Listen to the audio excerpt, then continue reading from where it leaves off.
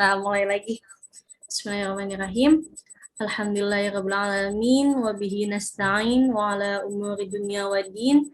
Wassalatu wassalamu ala asyrafil anbiya'i wal mursalin sayyidina wa maulana Muhammadin wa ala alihi washabihi ajma'in, amma ba'd. Qala Allah ta'ala fi kitabihil karim, a'udzu billahi minasyaitonir rajim. Bismillahirrahmanirrahim. Qul law kana al-bahru midadan li kalimati rabbi lanafidal bahru qabla an tanfada kalimatu rabbi walau ji'na bimithlihi madada. Al-ayah.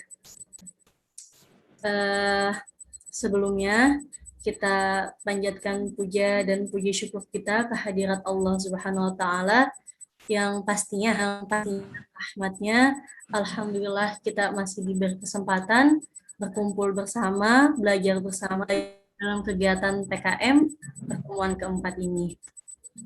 Sebelumnya tentunya terima kasih kepada para audiens, kepada teman-teman semuanya, sahabat-sahabati yang telah meluangkan waktunya untuk mengikuti kegiatan PKM pada minggu ini. Minggu ini insya Allah kita akan membahas salah satu hadis dari Nabi Muhammad SAW tentang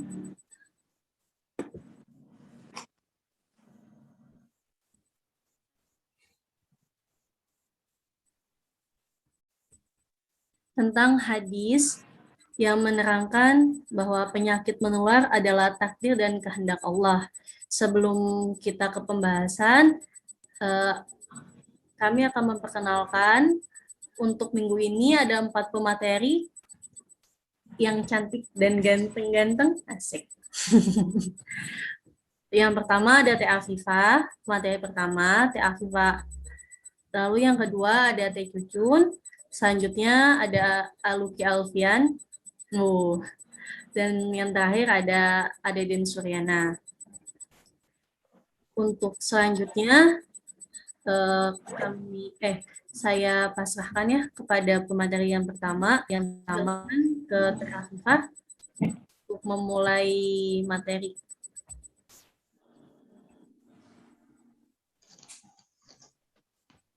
Baik, terima kasih kepada Teh Syarifatul Mar'ah. Selanjutnya untuk pembahasan yang pertama, saya akan membahas salah satu hadis dari riwayat Al-Bukhari yang menjelaskan tentang penyakit menular adalah takdir dan kehendak Allah. Bismillahirrahmanirrahim.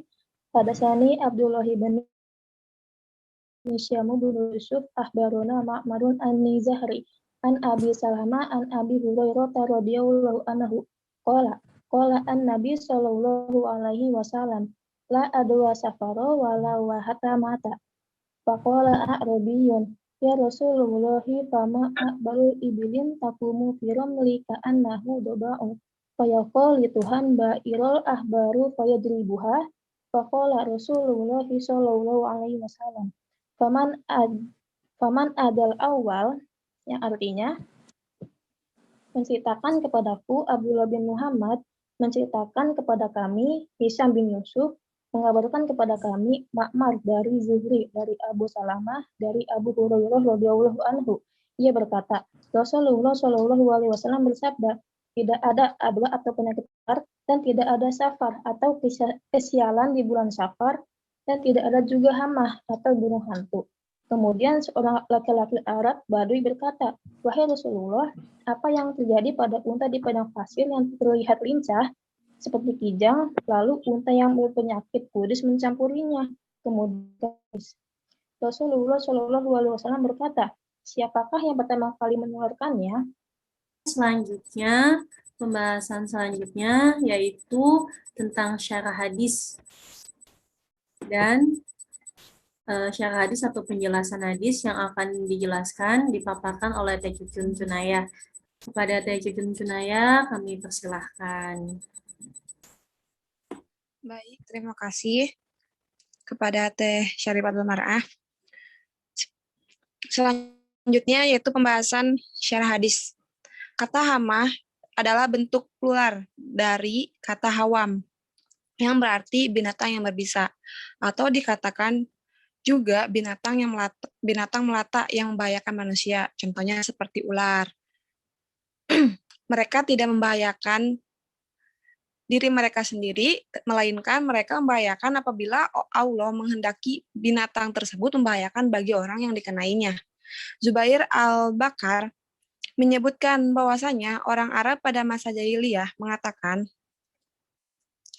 apabila ada seorang yang dibunuh dan belum dibalaskan dendamnya, maka keluar dari kepalanya yaitu hamah, yaitu cacing, yang mengelilingi kuburannya.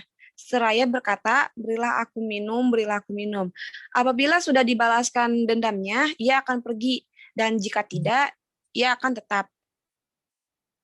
Sedangkan Al-Qafaz berkata, hamah adalah seekor burung malam, yaitu burung hantu. Menurut Ibnu Al-Arabi, dahulu orang Arab jahiliyah menganggapnya sebagai pertanda kesialan. Nah, jika burung tersebut hinggap di depan rumah, maka ia akan berkata, celakalah aku atau salah satu penghuni rumah. Maka maksud dari kalimat la hamah dalam hadis adalah tidak ada pertanda kesialan dengan adanya burung hantu atau sejenisnya. Nah, hadis ini menceritakan seorang Arab Baduy yang bertanya kepada Nabi tentang unta sehat yang tertular unta lainnya yang berkudis. Karena dahulu orang-orang Arab meyakini adanya penyakit menular yang menjadi penyebab penyakit kudis yang menimpa unta yang sehat. Ini merupakan waham jahiliyah. Mereka meyakini yang sakit apabila bercampur dengan yang sehat, maka akan membuat mereka sakit, namun syariat menafikan hal tersebut. Maka ketika orang Baduy bertanya kepada Nabi Muhammad SAW, beliau menjawab, siapakah yang pertama kali menularkannya? Ini adalah jawaban yang sangat retorikal dan jelas. Kesimpulannya, dari mana datangnya penyakit kudis kepada yang menularkannya? Jika jawabannya dari unta lain, maka terjadi rangkaian mata rantai yang berturut-turut tanpa adanya titik temu. Begitulah sesungguhnya yang melakukan itu semua dialah Sang Pencipta yang Maha Kuasa. Atas segala sesuatu dialah Allah Subhanahu wa Ta'ala. Sekian dari saya kembalikan ke moderator. Oke, terima kasih kepada Teh Cucun atas penjelasannya. Selanjutnya kita akan mengetahui apa aja sih pelajaran yang dapat kita petik dari penggalan hadis yang sudah dibacakan dan dijelaskan syarahnya oleh Teh Cucun. Kepada Aluki, kami persilahkan. Kedengeran nggak? Ya, Kedengaran, Mangga. Bismillahirrahmanirrahim. Assalamualaikum warahmatullahi wabarakatuh. Waalaikumsalam warahmatullahi wabarakatuh. Terima kasih kepada pemantik sebelumnya yang sudah menyampaikan hadisnya. Di sini saya akan membacakan pelajaran atau hasil dari apa yang memang sudah dijelaskan oleh para pemantik pembaca hadis sebelumnya. Pelajaran yang dapat dipetik pada hadis yang tadi sudah dijelaskan, yaitu melalui hadis di atas, Rasulullah SAW mencoba mendekatkan perkara penyakit menular kepada logika manusia agar manusia berpikir bahwa penyebab penyakit itu bukanlah berasal dari yang sakit, melainkan berasal dari zat yang menciptakan sakit dan menciptakan sehat. Nah, bahwasanya dialah Allah Subhanahu wa Ta'ala, Tuhan semesta alam, tiada Tuhan kecuali Allah. Pada kasus pandemi ini, yaitu seperti yang sudah kita alami setahun, 1 tahun lah, 1 tahun yaitu COVID-19 yang melanda sebagian besar negara-negara di dunia, sebaiknya kita harus mentaati anjuran-anjuran pemerintah, larangan pemerintah untuk melakukan physical distancing atau bisa disebut sebagai jaga jarak. Ya, dan sebagainya lah. Lalu penjelasan selanjutnya saya kembalikan kepada moderator. Oke. Untuk lebih jelasnya, kita akan mendengar penjelasan dari Adeden Suryana. Kepada Adeden, silakan untuk melanjutkan apa yang tadi dijelaskan oleh Aluki. Silahkan.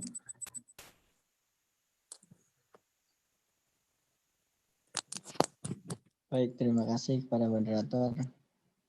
Bismillahirrahmanirrahim. Selanjutnya, saya akan menjelaskan pelajaran apa saja yang dapat dipetik daripada hadis yang telah dijelaskan tadi dan yang telah diserahkan oleh saudari Cucun. Jadi pelajarannya melalui hadis Rasulullah mencoba mendekatkan perkara penyakit menular. Artinya ketika Allah mendatangkan sesuatu, Allah itu menyampaikan nilai-nilai yang harus kita cermati dan kita ambil ibrahnya untuk meningkatkan diri kita menjadi hal yang lebih baik lagi. Oleh sebab itu, seperti halnya ketika Allah menurunkan sesuatu penyakit yang menular, sebenarnya Allah di situ bukan berarti orang yang takut kepada Allah itu tidak ada yang ditakutkan lagi selain Allah. Melainkan ketika Allah menurunkan suatu penyakit yang menular, Allah menganjurkan kita memberikan syariat atau menguatkan syariat untuk melakukan adanya social distancing, memakai masker, menjaga jarak, dan berbagai hal-hal yang lainnya. Dengan hal demikian merupakan suatu wujud takutnya seorang hamba terhadap Allah. Kenapa demikian? Karena ketika Allah menjatuhkan sesuatu hal yang Allah itu tidak mau mendekatkan atau memudaratkan seorang hamba terhadap kemudaratan yang lainnya. Seperti di dalam hal hukum-hukum yang lain, ketika Allah mengharamkan sesuatu, Allah pun akan membolehkan sesuatu tersebut ketika dalam suatu kondisi yang berbeda. Seperti itu kalau menurut saya. Kurang lebihnya mohon maaf. Assalamualaikum warahmatullahi wabarakatuh.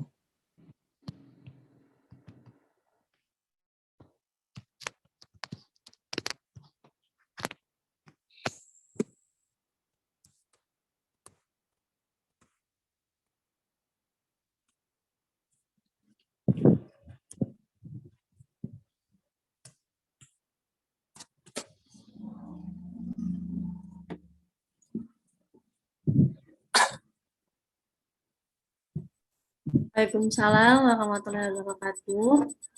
Kepada seluruh materi, terima kasih atas penjelasannya.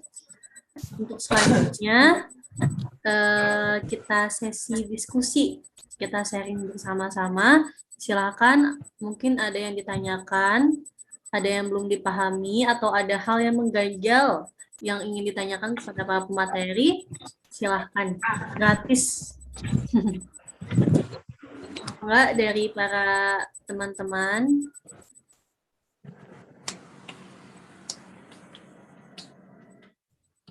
Silahkan. Tentang materi ini kan membahas hadis tentang penyakit menular adalah takdir dan kehendak Allah. Kalau misalkan kita dalam perjalanan menuju sebuah tempat untuk berdakwah, tapi ketika mau mendekati tempat itu, ternyata ada sebuah berita tempat itu terdapat A2 atau penyakit menular. Kalau kita balik lagi, apakah kita lari dari takdir Allah?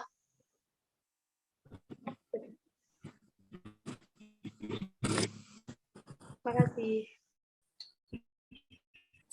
Terima kasih kepada Tenabila atas pertanyaannya. Untuk notulen, jangan lupa dicatat supaya nanti bisa kita ulang pertanyaannya agar lebih dipahami. Selanjutnya kepada audiens yang lain, diberi kesempatan lagi nih, ada 2 lagi. Siapa yang mau bertanya? Mangga. Ditunggu. Silahkan.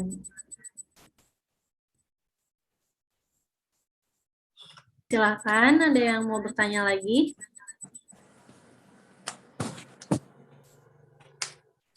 Oke, ini pertanyaan kedua, ditulis di chat ya. Saya bacakan. Bismillahirrahmanirrahim. Assalamualaikum, nama saya Wida Febianti. Izin bertanya kepada para pemateri atau mungkin audiens yang dapat menjawab.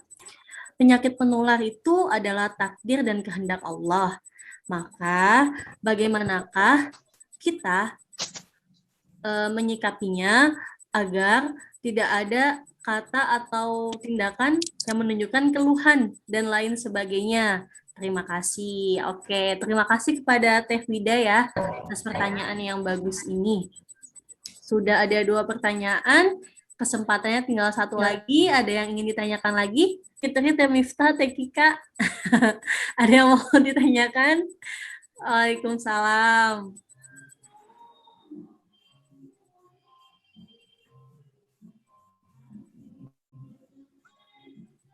Waalaikumsalam. Ya, Teh Miftah, Teh Kiki. Enggak.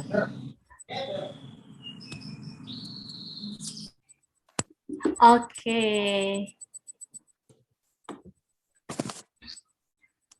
Assalamualaikum warahmatullahi wabarakatuh.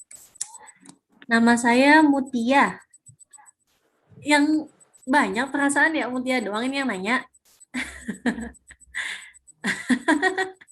Oke, nama saya Mutia. Izin bertanya kepada para audiens yang dapat menjawab atau para pemateri, bagaimana cara hidup sehat ala Rasulullah? Oke, terima kasih kepada Teh Mutia atas pertanyaan yang hebat ini. Oke, sebelum para pemateri menjawab, untuk notulen silakan diulang lagi ya pertanyaannya supaya dapat dipahami oleh semuanya. Enggak, Teh Andini? Oke, baik. Terima kasih kepada moderator. Saya akan membacakan ya tadi pertanyaan-pertanyaan yang sudah teman-teman tanyakan kepada pemateri. Pertanyaan pertama itu dari Teh Nabila ya.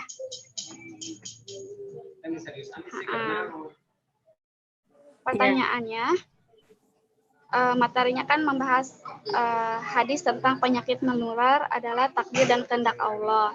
Jika kita dalam perjalanan menuju sebuah tempat untuk berdakwah, tetapi ketika mendekati tempat itu ternyata ada berita bahwa tempat yang dituju itu terdapat adwa atau penyakit menular.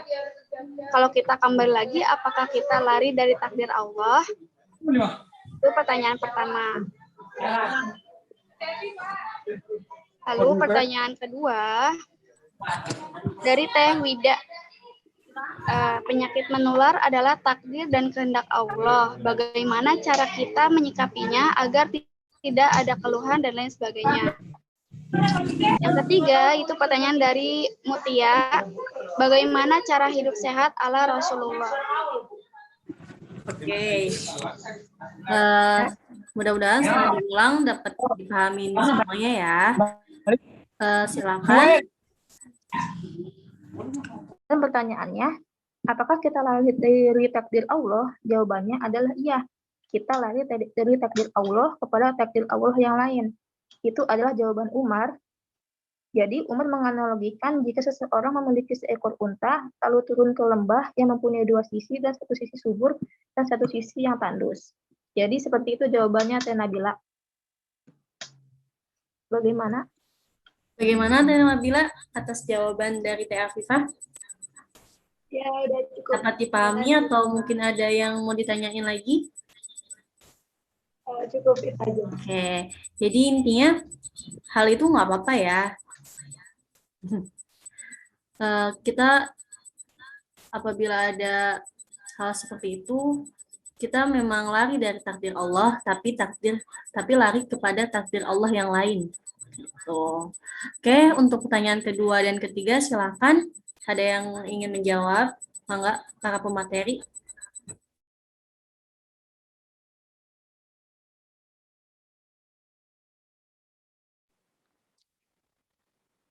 Moderator, izin menjawab pertanyaan dari Teh Wida.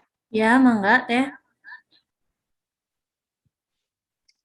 Jadi pertanyaannya yaitu penyakit menular adalah takdir dan kehendak Allah. Bagaimana cara kita menyingkapinya agar tidak ada keluhan dan lain sebagainya ya. Kurang lebih seperti itu. Menurut saya dengan menyikapinya yaitu dengan tetap ikhtiar, langkah antisipasi, mencari obat, bersabar, mengharap balasan dari Allah, dan yakin bahwa tidak ada sesuatu yang terjadi di luar kuasa dan takdir Allah. Bila kita tidak bisa mengamalkan sikap-sikap tersebut, insya Allah wabah tersebut menjadi rahmat bagi kita gitu. Jadi menurut saya sendiri ya, kalau misalkan kita mau sembuh dari penyakit itu dibantu sama diri kita sendiri. Kalau misalkan cuma dibantu dengan obat, tapi diri kita sendiri tidak mau sembuh, gak ada usaha, ya gak bakal sembuh gitu. Sekian dari saya. Kurang lebihnya mohon maaf. Wassalamualaikum warahmatullahi wabarakatuh. Oke. Izin Intinya, menambahkan, mangga Adeden. izin menambahkan pertanyaan tadi yang kedua, bagaimana caranya? Gimana? Pertanyaannya gimana? Pertanyaannya itu, bagaimana caranya agar kita tidak mengeluh atas musibah-musibah yang terjadi, tidak ada keluhan, menyikapinya agar tidak mengeluh. Ya baik, jadi kalau menurut saya langsung saja ya.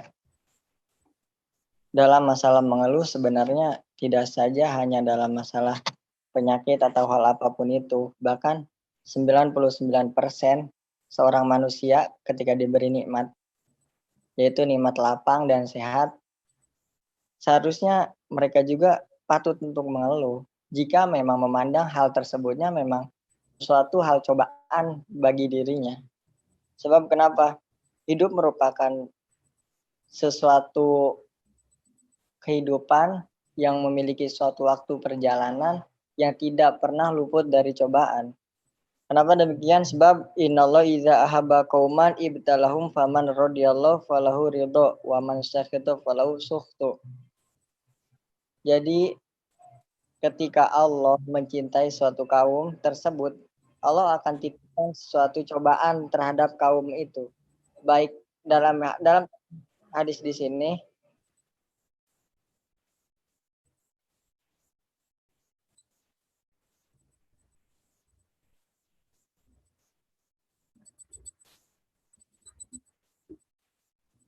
jadi tafsir hadis di sini termasuk suatu kaum itu jadi jama ya, jadi lebih ke dalam suatu kaum maupun individu tersebut. Jadi wujud cinta seseorang dalam cinta itu pasti memiliki suatu tanda dan ada upaya-upaya serta perwujudan. Jadi salah satu wujud cinta seorang hamba terhadap Allah itu yang merupakan ridhonya dirinya terhadap ketentuan yang Allah berikan terhadap dirinya. Seperti itu. Jadi adapun masalah menangani wabahnya, menyembuhkan dirinya dari berbagai penyakit itu merupakan suatu perwujudan syariat seorang hamba yang memang diperlukan ketika Allah menjadikannya dirinya sebagai suatu cobaan. Jadi seperti itu kalau menurut saya. Innalillahi idza bahaba qauman ibtalu famarodiya. Jadi seseorang tidak akan pernah luput daripada suatu cobaan, apapun itu cobaannya. Entah itu menurut manusia itu menurutnya suatu kenikmatan, tapi tetap itu merupakan suatu cobaan. Sebab seorang manusia tidak memiliki apapun yang dimiliki oleh dirinya, melainkan semua titipan dan modal. Dan yang kita miliki adalah apa yang telah kita berikan terhadap orang lain. Gitu menurut saya. Terima kasih. Sama-sama. Bagaimana tadi siapa yang nanya ya? Teh Widya ya. Teh Widya, bagaimana atas jawabannya? Teh Widya atau Teh Wida tadi yang nanya? Teh Wida, Teh. Oh, Teh Wida ya. Bagaimana Tewida atas jawabannya dari kedua pemateri? Dapat dipahami atau mungkin ada yang ingin ditanyakan lagi? Tewida?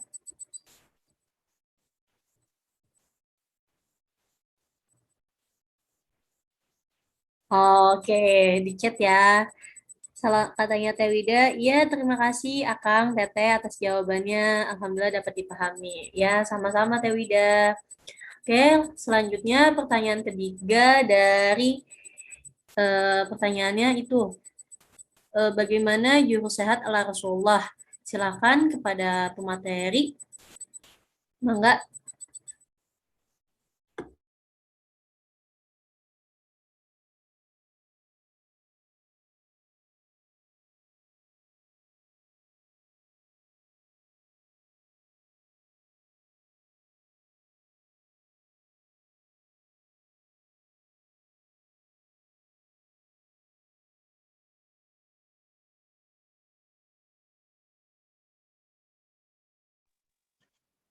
Izin menjawab kembali.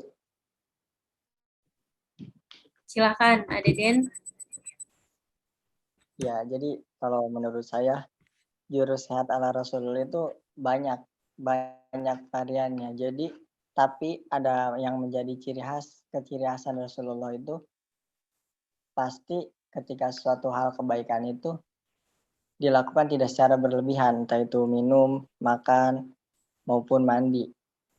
Ada beberapa hal yang saya ketahui tentang Rasulullah ketika makan, minum, maupun mandi, beliau itu melakukannya dengan waktu-waktu yang tertentu yang mana telah disampaikan oleh beliau, bahkan pun tata cara ketika mandi ini kan secara keseluruhan. Dari pertanyaannya kan tidak ada secara khusus alat sehat Rasulullah dalam menangkal penyakit atau apapun itu. Yang jelas Rasulullah ketika yang menjadi senjata, yang menjadi obat, yang menjadi hadiah untuk umat itu adalah madu yang pertama. Itu obat yang sering menjadi sunahkan Rasulullah. Yang kedua, ketika Rasulullah minum itu di dalam kitab Riyadus Sholihin, kalau nggak salah, dalam kitab Riyadus Sholihin, jadi Rasulullah ketika minum itu, walaupun tangan kanan, memang tangan kanan, ketika meneguknya tidak sekaligus, tapi 3 tegukan, beliau bernapas kembali, sebab ada hadisnya bahwa dilarang atau dimakruhkan bernapas di dalam gelas atau meminum dalam satu napas.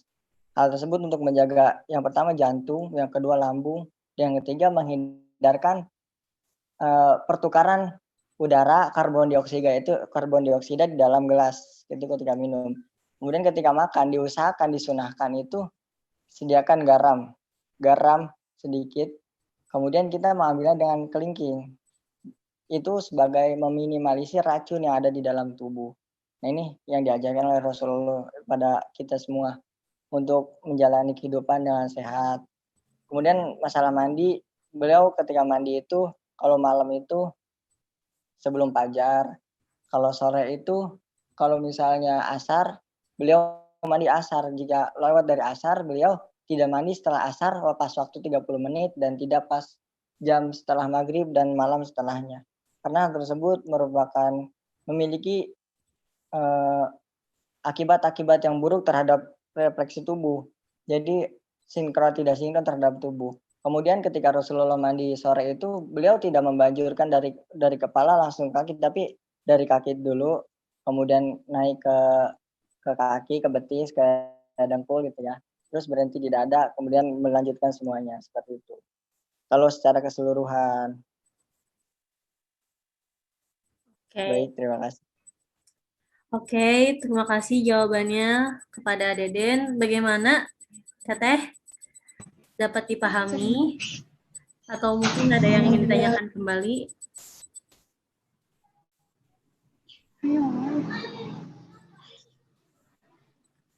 Alhamdulillah dapat dipahami. Oh iya, oke. Terima kasih ya. Alhamdulillah kegiatan PKM hari ini berjalan dengan lancar. Alhamdulillah Mudah-mudahan apa yang telah diterangkan, dijelaskan oleh akang-akang sama teteh-teteh tadi dapat kita pahami dan juga kita amalkan dalam kehidupan sehari-hari ya. Langsung saja mungkin kita tutup aja ya. Sebelum saya tutup, saya sebagai perwakilan dari kelompok PKM ini memohon maaf apabila ada salah kata atau penjelasan